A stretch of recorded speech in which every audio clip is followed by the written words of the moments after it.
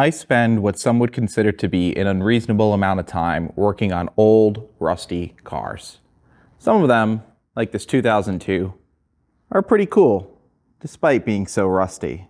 And after spending so many years working on these old cars, and finally having a shop of my own, I decided the day has come to get a two-post lift. Now, like most everything I own, I couldn't just go out and buy a new lift. That would be wasteful, and that's money I can spend on other things, like fixing rusty old cars. So instead, I went and found myself a pretty reasonable condition 9,000 pound two-post lift.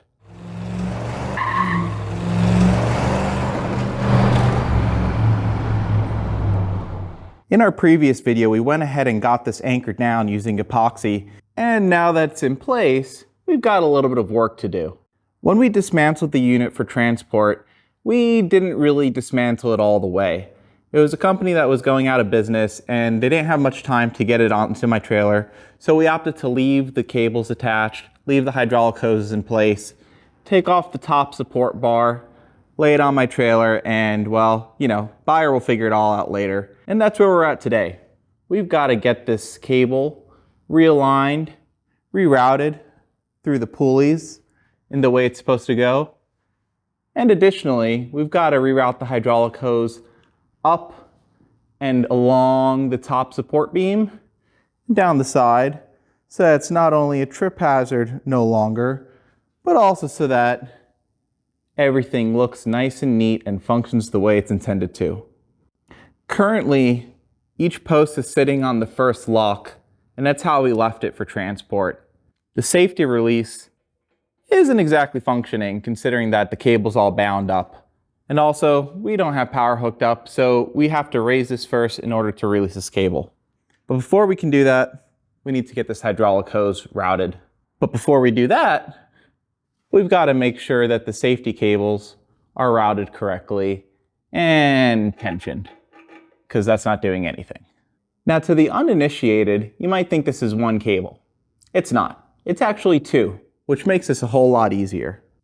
Simply put, you have one cable that runs up through the pulley all the way across the top beam, down the pulley on the same side, down through this crevice here, and that goes all the way down into the bottom of this post where you can't really see too much. In order to remove the cable, we need two wrenches, a 7/16 open end to hold the cable right there, and a 3/4 inch open end wrench to loosen the nut there. I'll go ahead and get this side pulled off camera. And then once I have it loose, I'll show you how I'm going to reroute the cable. In order to make things a little bit easier on myself, I'll be using this really tall step ladder. And here we are, removing the last few threads of the nut. And then this cable will just pull right out. We're going to just follow this cable up. And it's all tangled. So I'm going to go ahead and just remove this cable, untangling it as I go. And here we are up top.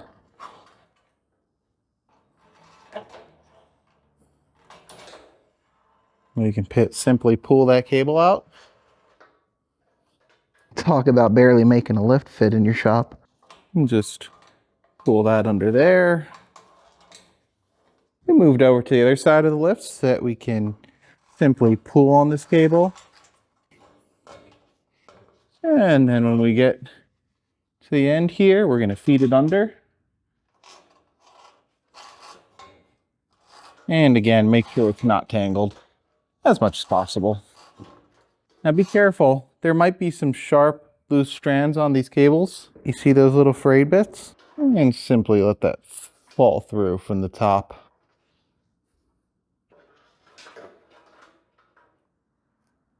Let's take a quick look at how this cable is routed. You can see up through the bottom there of the cylinder, the cable comes down around this pulley here, and then it goes back up through a cavity in here and to the top. coming out here. Now that we've got the cable untangled, we can inspect it a little more closely. Now it's important to look all over the cable. Already we can see some frayed spots and more here as well. Now, it's not too uncommon to find fraying on these equalizer cables, especially with a lift this old. As far as if it needs to be replaced or not, I will likely end up replacing this just because there's enough fraying on it that it makes me a little uneasy. But according to a lot of manufacturers' recommendations, it's actually acceptable to have a couple of strands, I believe 3 or 4 loose strands throughout the cable without it greatly affecting its strength. After having a good rest, my sense of self-preservation seems to have kicked in. So I went ahead and ordered some replacement cables. It was only $180 for the pair, and looking at this and really think about things, I'm glad I went and got some new cables.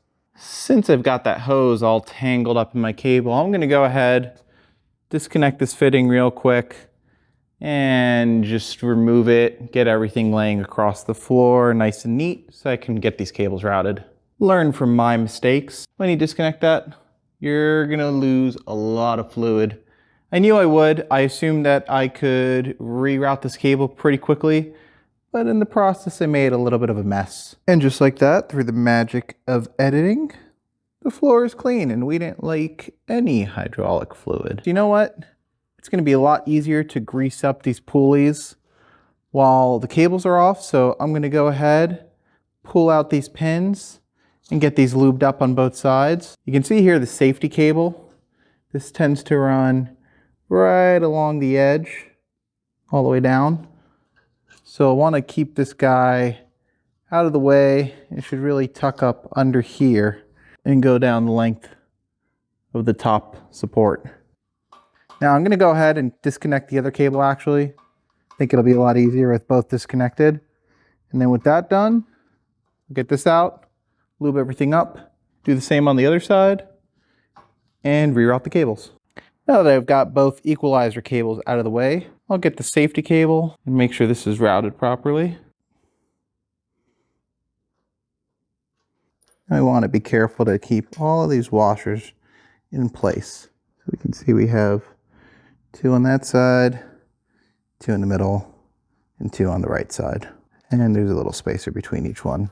Let's get this pulled apart and re-greased and back together. And after a little bit of knocking things around using a good punch, I got this pulley apart. We'll have to clean the shaft up a little bit, clean up these pulleys, and grease everything up. These were absolutely bone dry. Do your maintenance, people. It'll make things last a lot longer.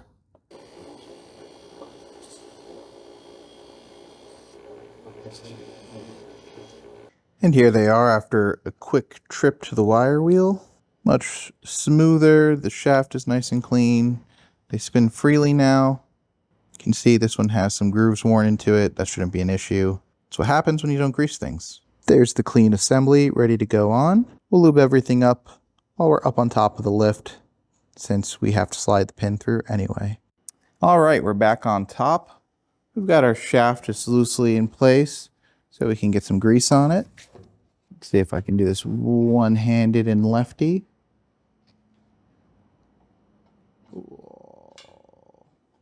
And we'll spread that around.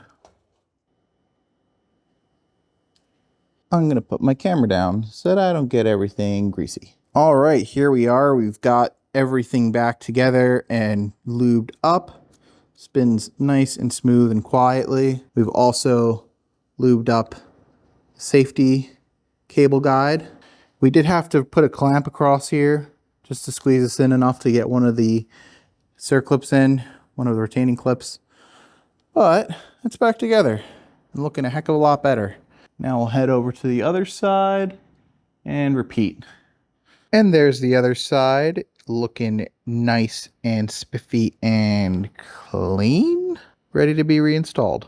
And boom, just like that, baby, it's magic. Back together and spinning smoothly and quietly the way it should be. All that's left now is to route the cables up and around tension everything up, get everything balanced and level, and run the hydraulic hose up. I went ahead and I just pushed that all the way up. Now I can easily get to those nuts, undo them, and release the cable and pull it out from the bottom. We removed the nuts from the end of the cable, so this can be pulled back through. But first we'll have to remove this cotter pin, take this pulley out. I'm sure that needs lubricant anyway. And with that out, we should be able to remove this cable and replace it.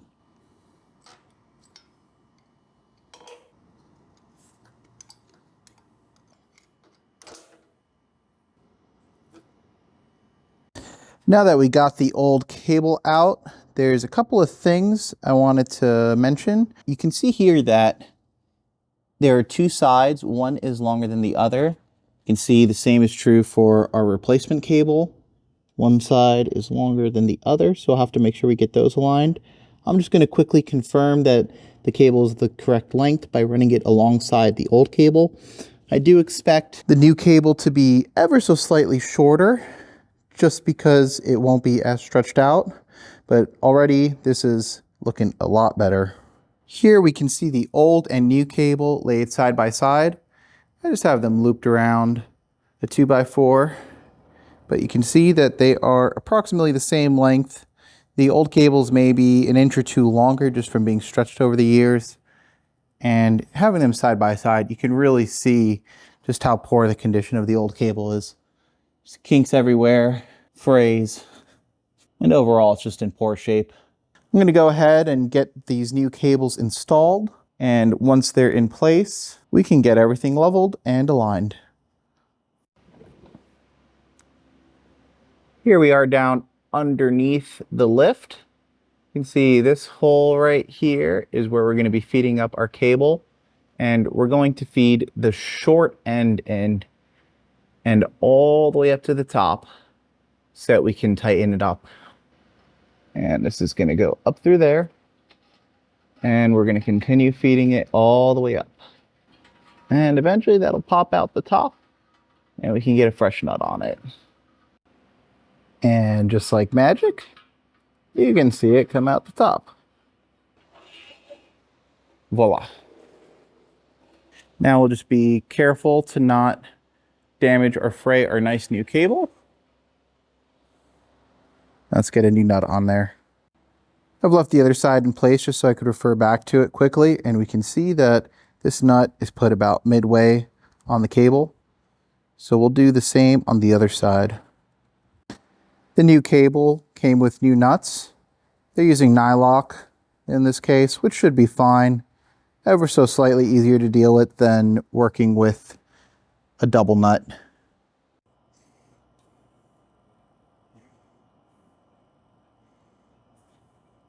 I've only got two hands, so I'll have to do this off camera. Quite simply, hold the cable, the 7/16 wrench, and then use a 3/4 inch wrench to tighten that nut up.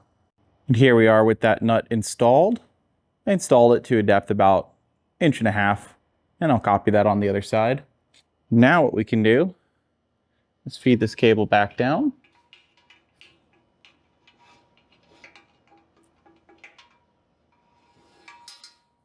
And now the cable's in place. Real easy. We'll get this looped around, get this reinserted after it's cleaned up, and then route the cable back up this way, up and around and down to the other side, up to the top. And then we'll replace the other cable as well. And here we have the pulley cleaned up and back together, spinning much more easily, cable routed underneath, and now we can route it back up.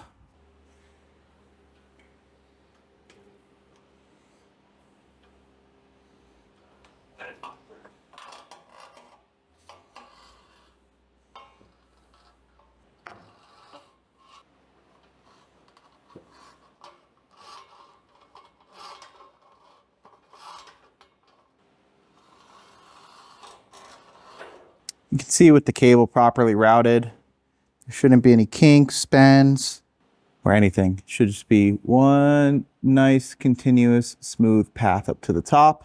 Here we are on the other side. I'm just going to pull some slack through.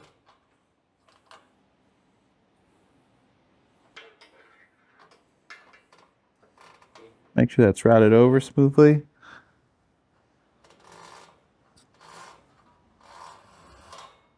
And then we can reconnect. And just like that, we've got one of the cables replaced. This is still loose. I am not going to tension it just yet.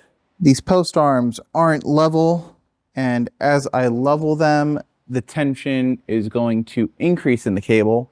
That side's sitting a little bit low. But first, I'll get the other cable replaced, and then we can begin leveling everything. This lower pin has worn so aggressively that I can't actually remove it. So what I'm going to have to do is cut it off. Hopefully I can punch it through to the other side and save this pulley. But this right here is precisely what happens when you do not lubricate your equipment. And this could have very quickly ended catastrophically. This would just continue to wear until eventually that pin shears and you end up with a lopsided lift at the very least, or a very, very dangerous situation if things don't go well for you. A little bit of lube could have saved that part. Quite possibly one of the most destructive devices ever invented. Cordless Sawzall. We'll make quick work of this.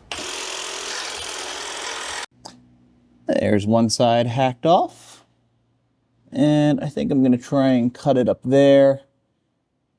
It should hopefully get me enough room to wiggle this thing out of here. What I ended up doing is just prying this open a little bit. And then we can just lift that out. And we can see just the extent of the wear. I do think we'll be able to recover this. I'll just tighten this back up and make a fresh pin, put everything back together, and we should be good. Let's see if we can recover this pulley. Gone ahead and ground this end flush just so that there's no burrs, and then I wire wheeled both sides just to give us the best possible chance of getting this out. I really can't believe how aggressively this thing wore. I mean, just look at that. That's supposed to be a straight shaft.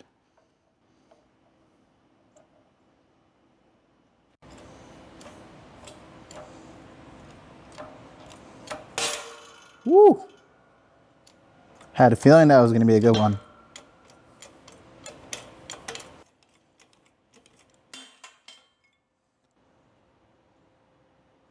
Yep.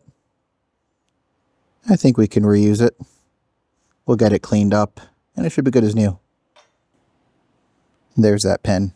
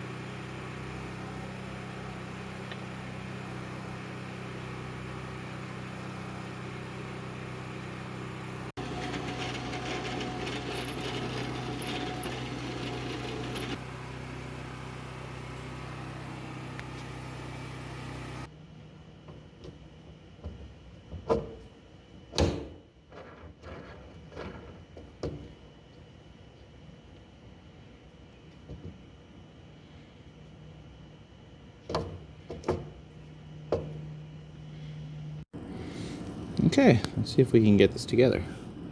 We got the pulley nice and clean and lubed up.